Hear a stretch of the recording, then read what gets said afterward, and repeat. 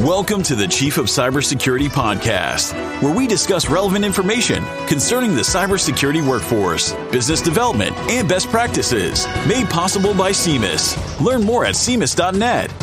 And for a list of authorized publications, visit DewayneHart.com. And now, here's your host, Dewayne Hart.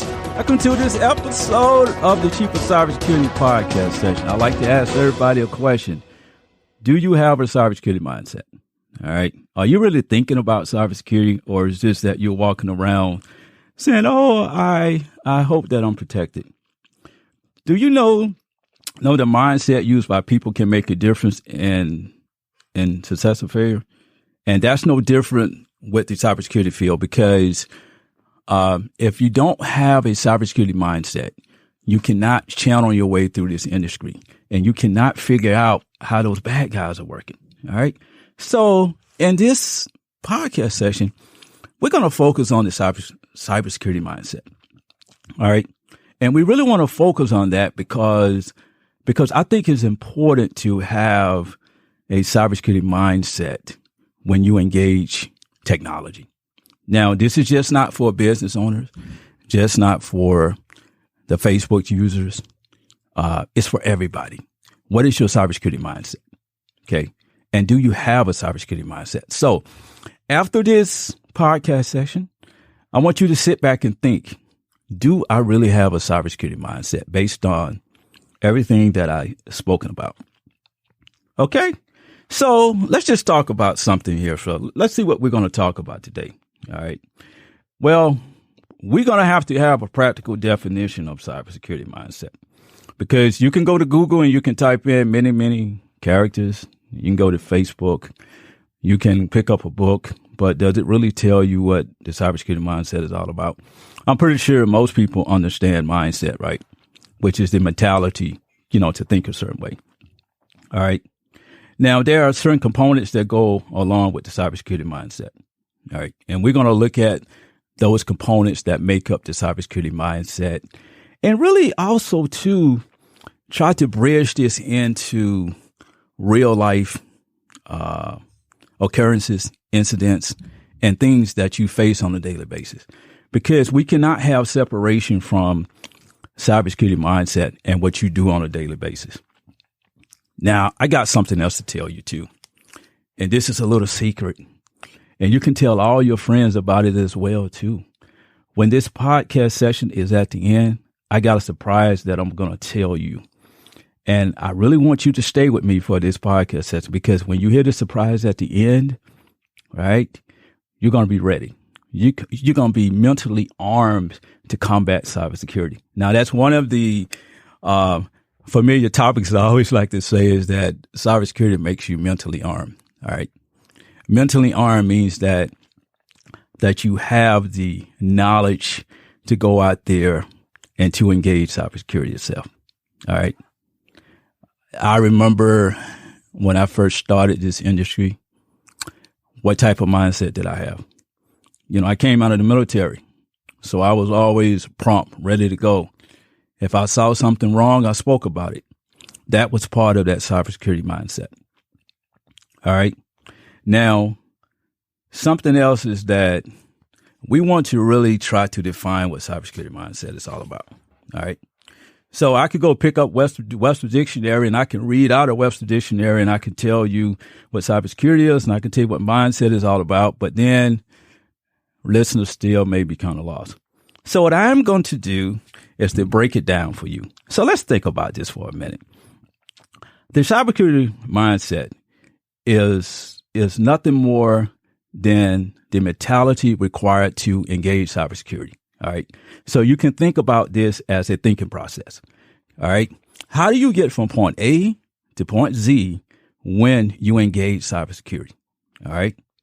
Part of that is you got to practice good cyber behavior. Now, what is behavior? Okay. It is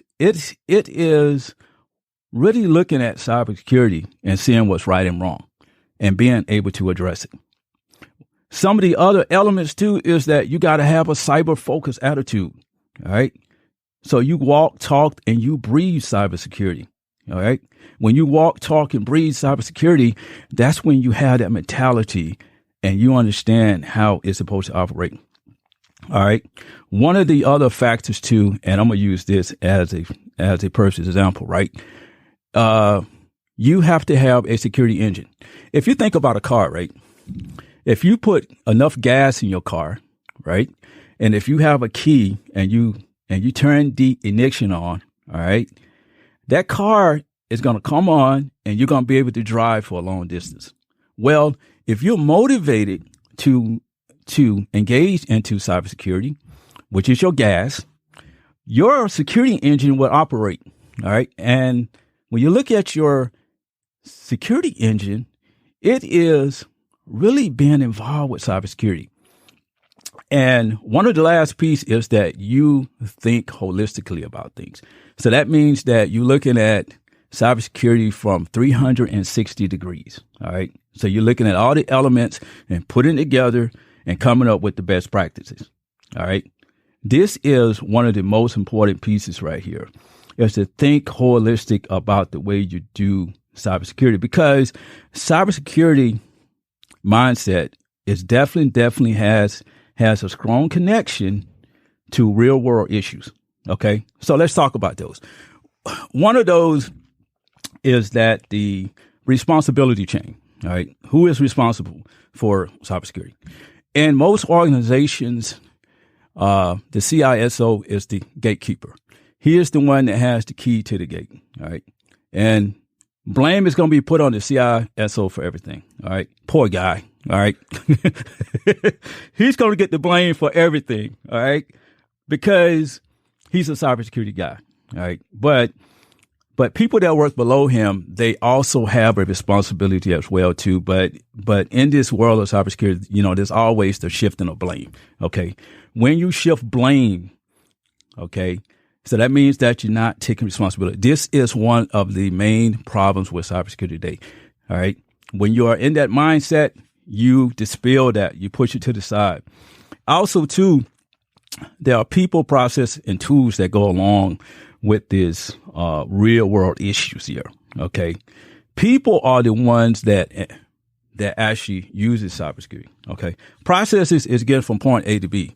Tools are pretty much, if you think of a software package that you can use to manage cybersecurity, because if you are a security analyst out there somewhere, because you know about ArcSight, because you know about Splunk, you know about Tenable Nexus and all the different software tools, right?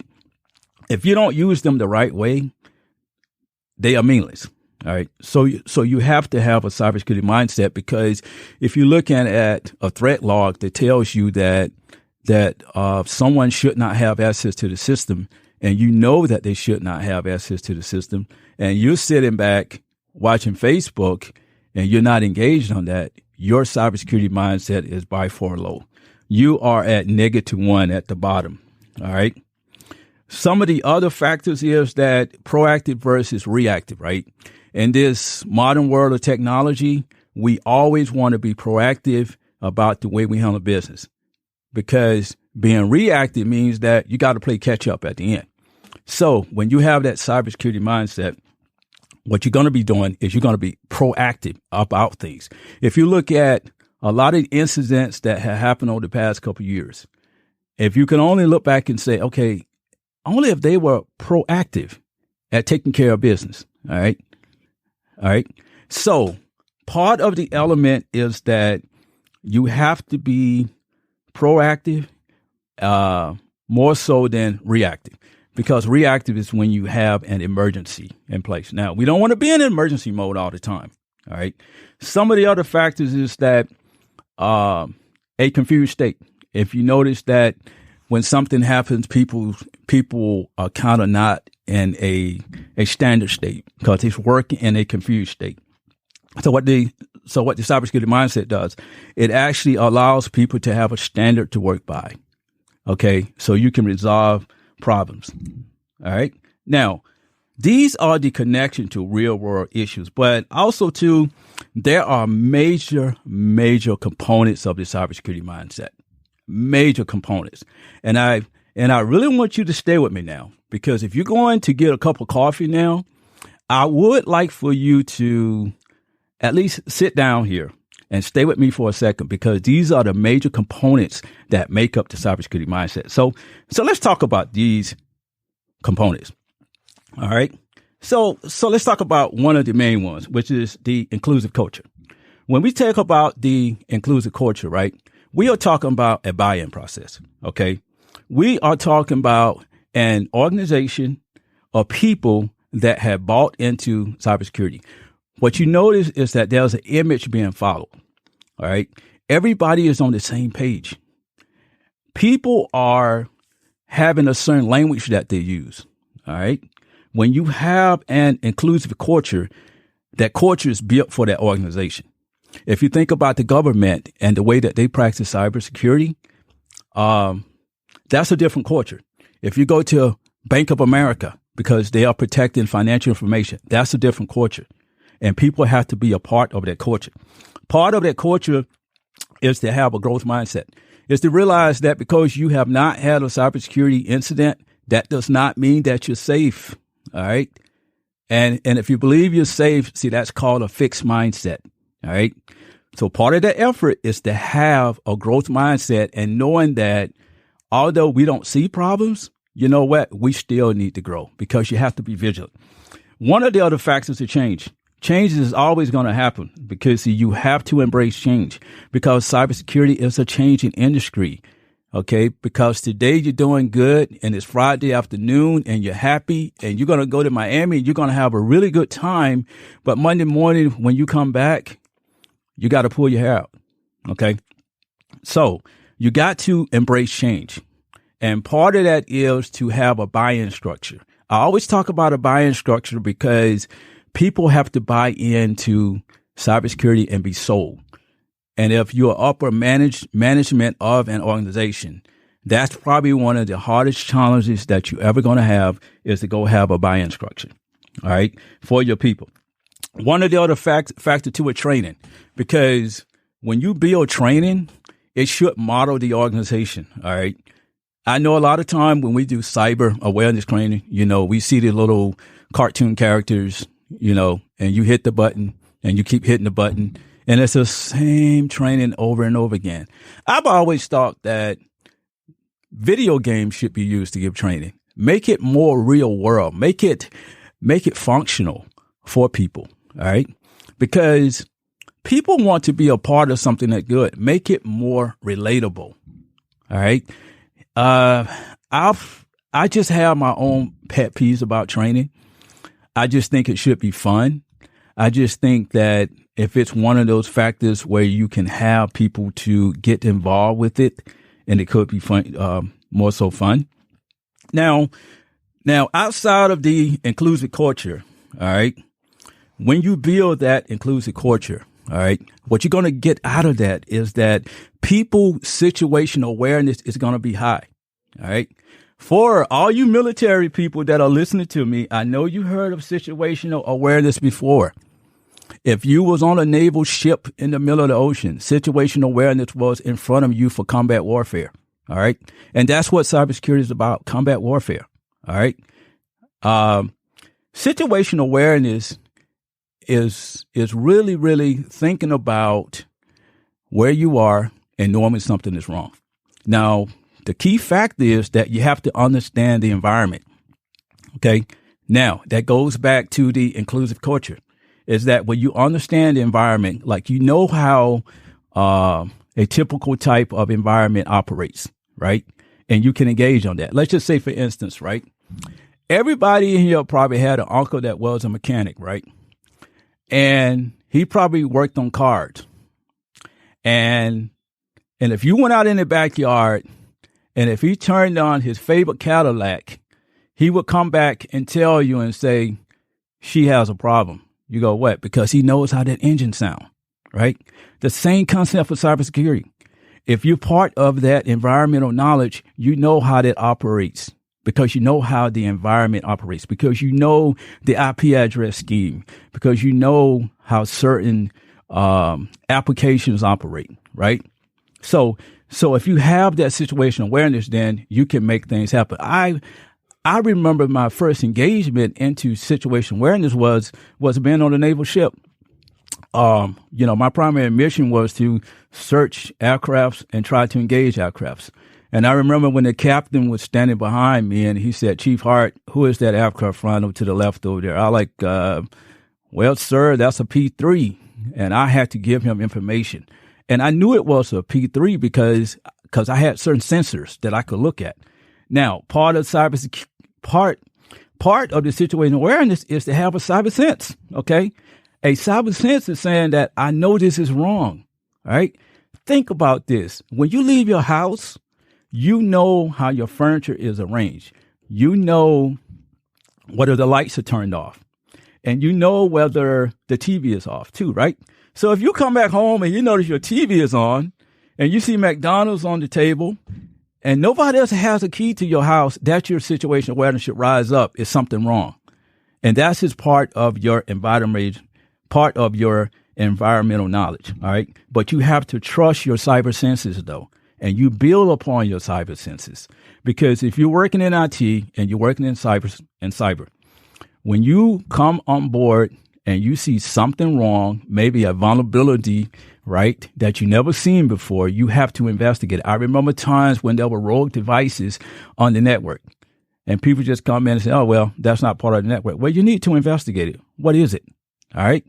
I was a early guy working as a HBSS analyst. For you people that are in the DoD space, yeah, you know about EPO orchestrator. Those long nights, midnight to 8 in the morning, standing a watch. I was there watching a lot of things, and I remember I used to see things that were out of order, like rogue devices and so forth, and I had to make all of those reports. All right. Some of the other factors that you want to think about, too, when it comes to situation awareness is information sharing, okay? Information sharing is very, very important, okay? Because with information sharing, all right, because you need to know who, what, and why, and when to share data with, because if you don't, you could increase risk, all right? So, speaking of risk, let's just talk about risk-based thinking. It's getting fun now for you cybersecurity folks out there. You know what risk-based thinking is all about, all right? Because in a normal type of environment, we are always compliance focused. But if you focus on risk, you are looking at the entire picture, okay? This is where the 360 degrees of security visibility comes to play into surface. Because with risk, right, we want to look at the entire picture. We are thinking about holistic defense, all right? Some of the elements that go along with risk, I always like to give this analogy here. Let's say, for instance, if you had 100 checks, right? And if the organization say that if we get 90 of these right, we get a 90%, and that's our benchmark, all right? So you do your compliance checks and you get a 90 and you pass it. Should you stop there? All right. Should you stop, get some coffee, go to McDonald's and say, "Whew, stress is over with"? Well, guess what? The stress is still on. You still got a 10% factor there. So you have to look at the entire picture. And this is where risk-based thinking comes to play a key role. Now, it's nothing wrong about compliance because it gives us a benchmark to go follow. But what we have to do is to think about risk. We have to look at the entire picture, a scoping of things. Okay. Some of the other factors that goes along with risk-based thinking is your respects, which is your responsible actions and ownership, right? This is where shifting the blame comes to play a key role here, right? Because when you take responsibility for cybersecurity and you see risk, it's not a bad thing because if you don't know what's on your environment, then you can't protect yourself. So if you find these risks, it's an opportunity to go take advantage of things, because what you don't want to have is to have an environment where you're so reactive all the time. All right. Because see, you want to be proactive. All right. So if you have that risk-based thinking, you are always thinking about, okay, I know that we got a 90%, but I need to take it further. All right. When you have risk-based thinking, all right, you are always in that growth mindset category. All right. You're trying to grow and you're trying to get better. All right. Proactive and reactive measures, right? you know what? You want to be proactive about things. All right. This is what risk-based thinking is all about. All right. Now, I know, for instance, that if you are in this cybersecurity world, and if you ever have done a security assessment before, this is where risk-based thinking comes to play a key role. Now, I realize that if an organization fails their security assessment test, that their clients may get a little worried, or if they fail an audit. And this is what risk-based thinking comes to play a key role, because risk can be created by people too, by not giving the right information, by taking reports and falsify them. I'm not here to make a statement and to say what you can and cannot do. I'm just speaking the facts. All right. Risk-based thinking is very, very important because you have to have an understanding of risk so you know where you are headed at. All right. Now, if you understand risk, one of the things that can happen is that you can move into an area where you can transform your mindset. Transforming the mindset is very, very important. See now it's getting good. Now it's getting really good. Okay. Because when you transform your mindset, some of those old ways that you have towards cybersecurity is gone. All right. Because in these days, right, we are involved with digital modernization. When you go through digital modernization, it's a transformation. It is changing the way we do business. Part of those elements that actually go with transforming the mindset is to go realize that you need to look at security from 360 degrees. I want to make a statement here. And the statement is that there's a direct link and connection with everything that I'm talking about. Because when I first started, I said that there's elements that actually make up the cybersecurity mindset because it's a process.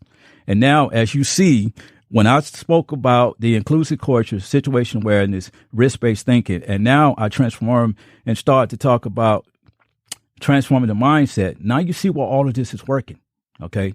Because digital modernization is about making things better. And part of that digital modernization is to go and look at your people and, to make sure that people are properly trained.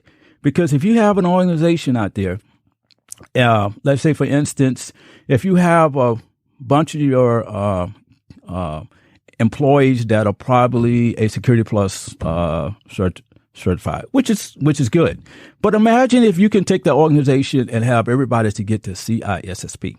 All right. This is where the value proposition mentality comes to play a key role. Because if you're a business owner or if you are a candidate that is working in IT, the value proposition mentality is very high. It's very good because what happens is that you bring more capabilities, not so much to your company and not so much from the company to the clients, but you bring it to yourself. Just imagine this, right? If it was a company out there only had maybe 6 or 7 different types of cybersecurity capabilities. And let's say, for instance, if they wanted to expand those to 12 and 13 different type of capabilities, right? Part of that is having that workforce in place.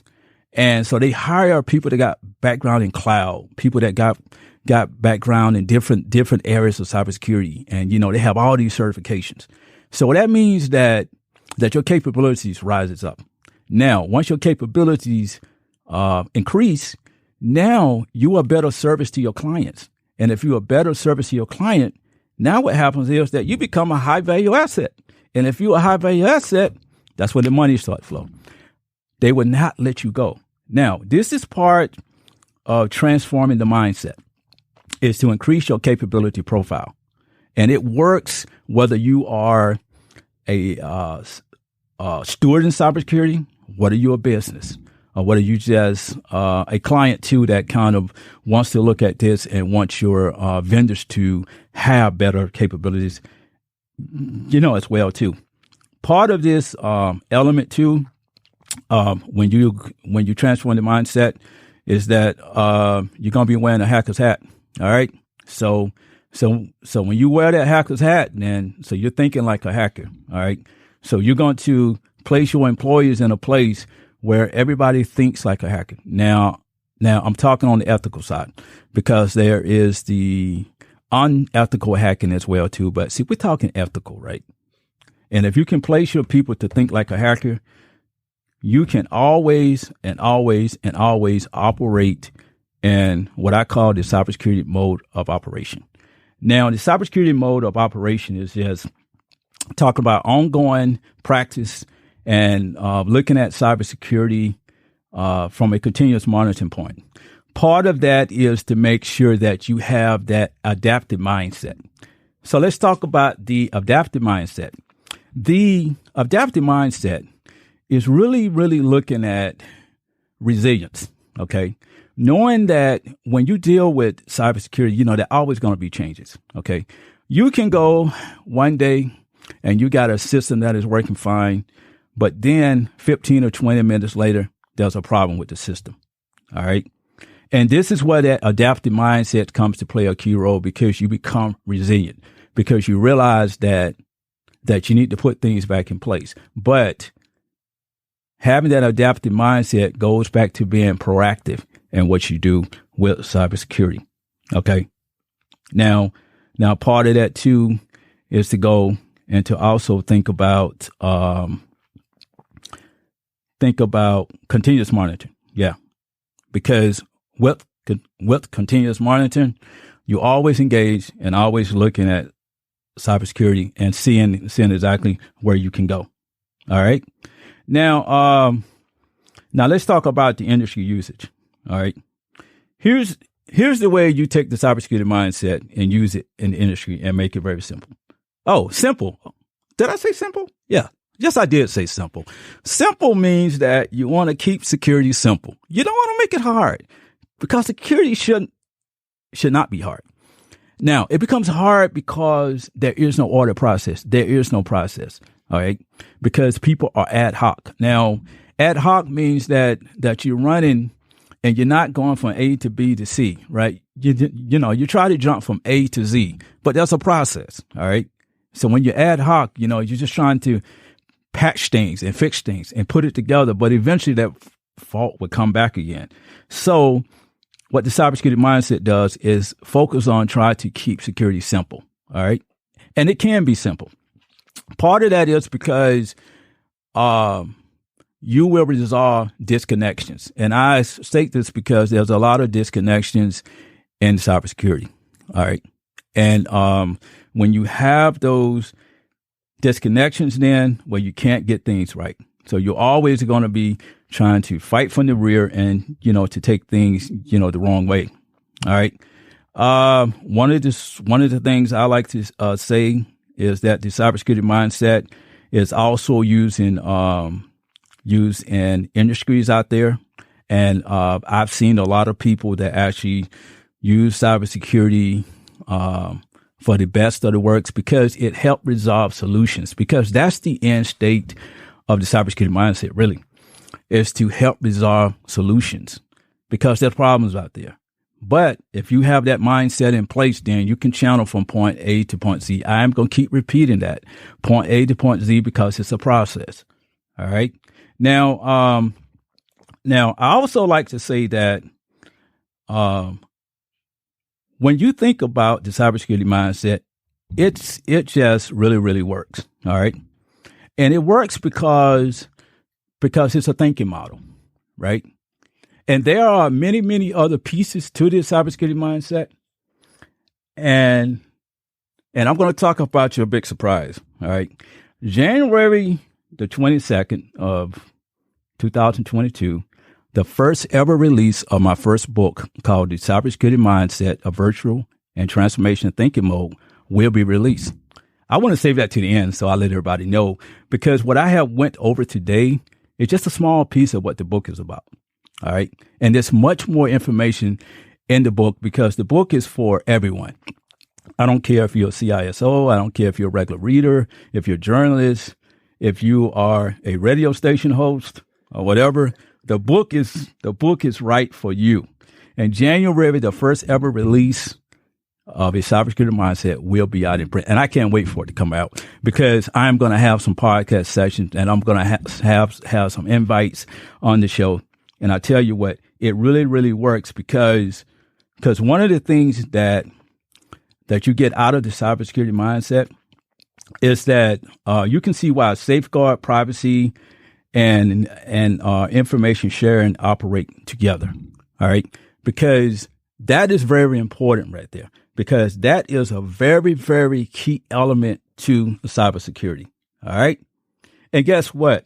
All right, in episode 3, we're going to be talking about that.